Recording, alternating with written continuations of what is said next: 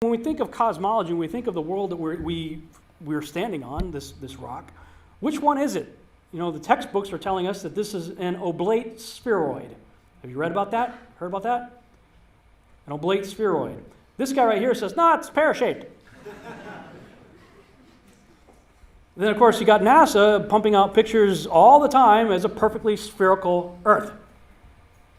And you got the Bible saying, nah, no, you live in a snow globe. So, which one is it? Why do you believe what you believe? When I first started looking into this and started talking to other people who had come before me who were doing this research, one of them challenged me. He said, Rob, I understand you're hardcore globe Earth guy, I get it. He said, I challenge you, and I'm going to challenge you with the same thing he challenged me with. Prove it without using NASA or any other space agency, the government or military of any country in the world. Why would I say that? NASA has been proven to be liars time and time again. I could spend a whole weekend here showing you the lies of NASA. How many of you believe your government is 100% honest and can be trustworthy? Come on. Okay, so you don't, one person suffering from severe cognitive dissonance. Yeah. And how many of you know the military answers to their government?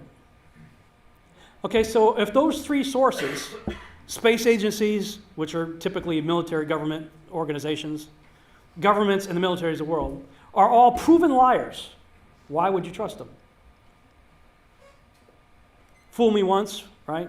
Shame on you. Fool me twice, shame on me. I say, continue to believe pathological liars and you're an idiot. But that's what we've all done. And so, I look at these stuff, we've all seen the textbooks, we've all seen the videos and movies and all these things, and there's so much of it. Do you know what the budget NASA has? Do you know how much they get? How much money they get?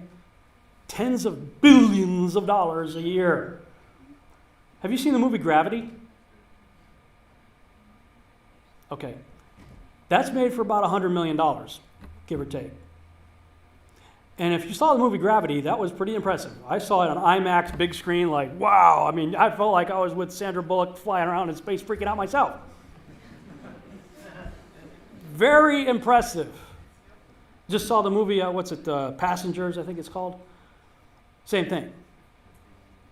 Okay, this is what they're able to do with $100 million. What are you able to do with tens of billions of dollars a year since the 60s? And why is it that all the astronauts, if not all, most of them, have to be Freemasons?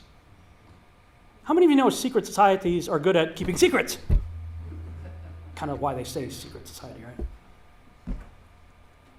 So you have organizations, people say, well, it's too big a conspiracy. There's no way, too big a conspiracy, too big a... No, it isn't. There's supposedly over 7 billion people on the earth today, right?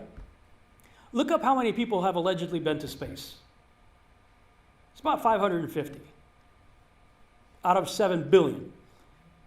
Most of those from the United States and Russia. How many think those two countries are very trustworthy? They always tell the truth, right? Their government never lies. My government never lies. And most of the astronauts are military trained. I was in the military. We're trained to keep secrets. Right? Yeah. I say don't trust me either. And they're Freemasons. Okay, secret, all over the place. 500-something people. It's not too hard. The mechanic has no idea what the king knows, right? There are people working for these agencies that believe what they're doing is what they're doing. They're making parts. They're going to go on something that's going to get launched up somewhere. That's all they know. There are other people who sit in front of computers that get data coming from somewhere, and they interpret that data. Are they in on the conspiracy? No, they're just doing their job. But I'll tell you, some of these people are starting to question their job. People say, we've all seen the curve. If you ever look out, you ever fly in an airplane, you're an idiot. If you ever flown in an airplane, you've seen the curve. I've flown in airplanes lots of times. And I would have said before doing this research that I saw the curve too. But you didn't. You thought you did. You convinced yourself that you did. Next time you go up in an airplane, take a camera with you. Make sure you don't have a fisheye lens. Take pictures out your window. bring it into some kind of software like Photoshop, put a parallel line over it, and you're going to see it's flat as a pancake. I was thinking about something this morning.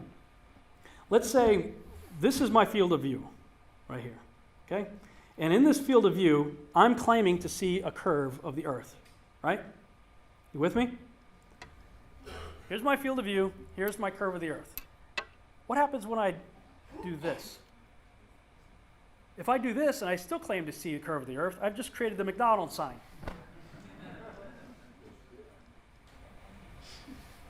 Right? Field of view, curved earth. Field of view, curved earth. Curved earth, McDonald's. We're living in McDonald's. You're not seeing curve. And I'm going to challenge you to start looking for the curve. If you've ever been to the ocean, you've seen the curve. Okay, prove it. If you've ever been to the beach, you've seen ships go over the curve. Okay. Go buy the Nikon Coolpix P900 camera. Has an 83 power optical zoom lens with a digital zoom that effectively doubles that. I'll just say, go have fun. Go watch ships disappear over the curve. I went to an electronic superstore one day. I had already bought mine, and it took me a long time to get a hold of one of these cameras because they were always out of stock. And I went to this one superstore, and they were out of stock. And the guy that was there, I was asking him about it. He goes, "Yeah, we can't seem to get them." He said, "I want to check it out too. I've been hearing a lot about this camera." I said, "Yeah, I know why you can't find them anywhere." He goes, "Really? Why?" I said, "Do you know what cognitive dissonance is?" No? Well, it's when you believe something to be true, and then somebody challenges it, and you think the other guy's an idiot. Oh, okay. Okay, so with that being said, would you like me to continue? Yeah. Flat earthers are buying them all up. What? I said, cognitive dissonance. Remember that? Because I live right near a place called Lake Louisville that has a good 7-mile stretch that I shouldn't be able to see stuff on the other side that I could see. And I started telling them stuff, and you guys remember the cartoon, The Flintstones? There's that sound effect. It's like that's the sound you hear when the gerbil jumps off the wheel in somebody's head. Hey, check this out. Look at that. You watch the ship go out, and you see it disappear from your eye because of perspective and all kinds of other stuff. It looks like it's disappeared. Hey, let's get the camera out. Zoom in. There it is. And if you've been watching my YouTube channel, you've seen a lot of other videos on it as well. So, I mean, as you do this research, what ends up happening is you'll think you come to a solid conclusion. I proved this. All right. But then the yeah, but guy shows up. Well, yeah, but. And whatever his yeah, but is, well, it kind of makes sense. So then you go, well, yeah, but, and you play the yeah, but game for infinity. It never ends. And I just came to the conclusion for myself that, you know what, how long are you going to waver between two opinions? I'm just going to have to make a choice. And it's going to be a choice based on belief. Yes, I have plenty of other proofs and things that I have done that have helped along the way. But for me, it came down to let God be true and every man a liar. I have a belief. But what did we already establish at the beginning of this presentation? Belief is absurd. What you believe, Rob, is stupid. What I believe is right. Okay, what do you believe? Do you live on McDonald's? Show me the curve. Where's the beef? Show me the curve. Yeah. Okay, Rob, so what? Why is this stuff important? Well, I hear that question a lot. So I came up with about 5 reasons off the top of my head why I think this could be important. Genesis is the foundation of all that we believe in the Bible to be true. If Genesis is wrong, then it all crumbles under a faulty foundation. Genesis says nothing, zip, zero, nada, about the earth being set in motion, orbital or rotational, around the sun. In fact, the sun doesn't even show up until after the earth is already in place with life already in existence. Genesis says the sun, moon, and stars were placed inside the same firmament within which that earth was formed, not outside of it. Thus, we have a completely enclosed system within which the sun, moon, and stars move, not the earth. Number 2, if what we are seeing concerning the flat enclosed earth thesis is true, then we are all there is. We are center stage. We are the main attraction, and there can be no argument as to whether or not there is a creator. None. His existence could not possibly become more blatantly obvious than in this model. 3, If the flat enclosed Earth thesis is true, evolution goes out the window and the theory of ancient alien cedars is obliterated. In this regard, I believe we become painfully aware of the great deception and will not be fooled by it. 4. If the flat enclosed Earth thesis is true, then we cannot ever trust NASA or the government about anything, and we will finally be forced to fully trust Yahuwah's word as our sole source of truth and stop trying to bend and manipulate it to fit false paradigms. 5. If heliocentricity is false, then Scripture is true. If Scripture is true and can thus be taken literally, why should we not take it just as literal when it describes the earth as fixed, not moving, set on pillars, a foundation of pillars carved as a circle with edge borders inside something with 4 corners inside, enclosed under a dome? Something to think about.